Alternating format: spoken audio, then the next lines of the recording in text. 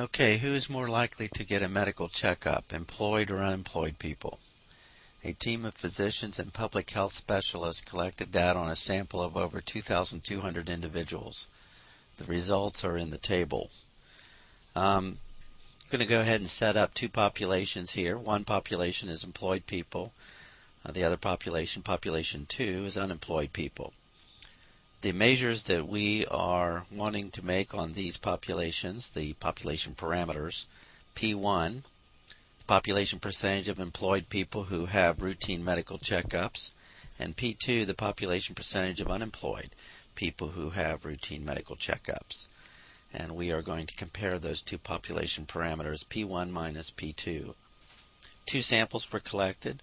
1,140 employed people were polled. 642 said that they had routine medical checkups. So P1 bar, 642 over 1,140 is 56.3%, indicated that they had routine medical checkups. Of unemployed people, 1,106 were surveyed. 740 said that they had routine medical checkups. That's 66.9%. The difference between these two sample percentages, estimating the difference in the population percentages, is negative 0.106, or a negative 10.6%, which seems that there's some evidence indicating that unemployed people more often would have routine medical checkups. A higher percentage of them do. The difference is like 10.6% compared to the employed people. And I'm interpreting it that way since I have a negative 0.106. The only way P1 bar minus P2 bar is negative is if P2 bar, the sample percentage from the unemployed people, was larger. And so the difference there would be negative. Now what I want to do is to construct a confidence interval. I'm going to use my confidence interval formula and plug the values in. So I've got 0.563 subtract 0.669 plus or minus. This is a 95% confidence interval and standard normal.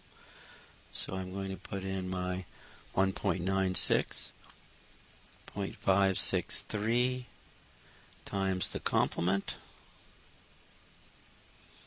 under the radical here, divided by my sample size, 1,140, and then 0.669, 1 minus 0.669, divided by 1,106. And then calculating through that, here's where I get my negative 0.106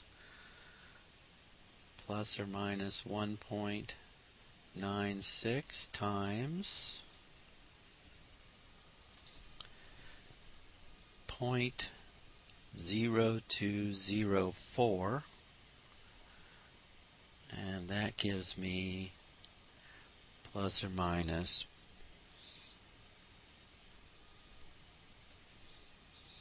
0.039977, so I'm going to round that off to 0.04. And stop there just for a moment. This is my margin of error. So in taking population 1 subtract population 2's percentages, I'm getting an estimate from the samples at 10.6% in favor of unemployed people having scheduling more routine medical checkups. Now, that 10.6% difference could be as much as 4% off. So my confidence interval is actually negative 0.146 to negative 0.066. In other words, I'm 95% confident that the percentage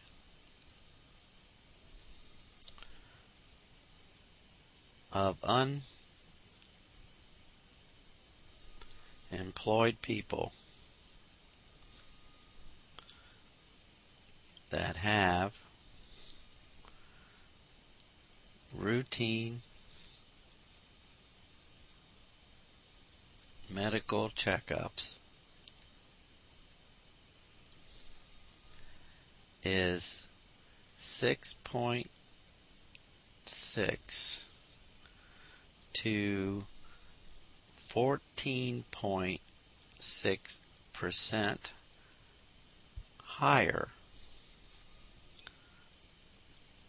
than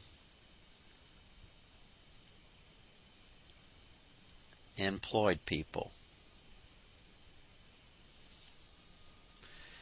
Interesting thing here is that I decided to let population 1 be the employed people and population 2 be the unemployed. So when I'm trying to estimate the difference, population 1 subtract population 2, the difference in those percentages, I'm getting a confidence interval with negatives.